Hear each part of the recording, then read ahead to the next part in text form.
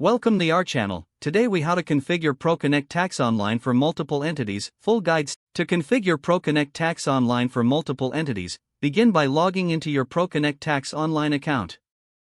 Navigate to the Client Management section on your dashboard.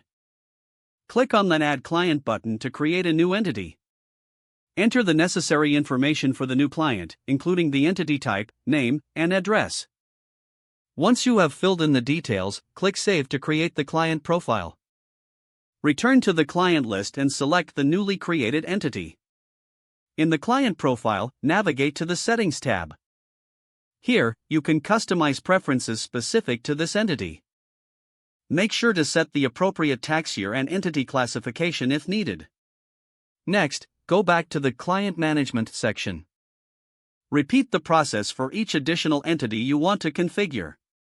Ensure that each entity reflects its unique tax requirements and information. After setting up all entities, review their settings for accuracy. Use the Reports feature to access any relevant tax documents needed for each entity. To streamline your workflow, set reminders for significant tax deadlines for each entity.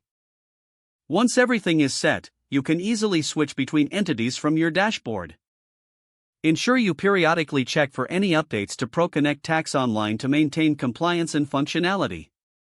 This concludes the configuration process for multiple entities in ProConnect Tax Online. If the page does not load, refresh the browser or try again in a private or incognito window. Make sure you are using the correct email address, then retype it carefully to avoid small typos.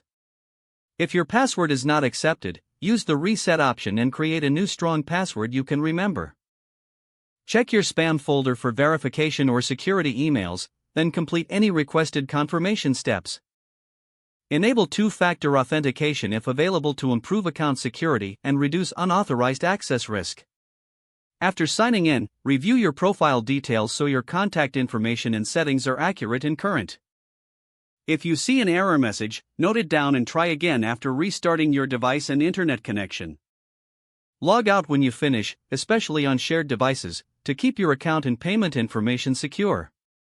If the page does not load, refresh the browser or try again in a private or incognito window. Make sure you are using the correct email address, then retype it carefully to avoid small typos. Don't forget to like this video and subscribe to our channel for more step-by-step tech guides.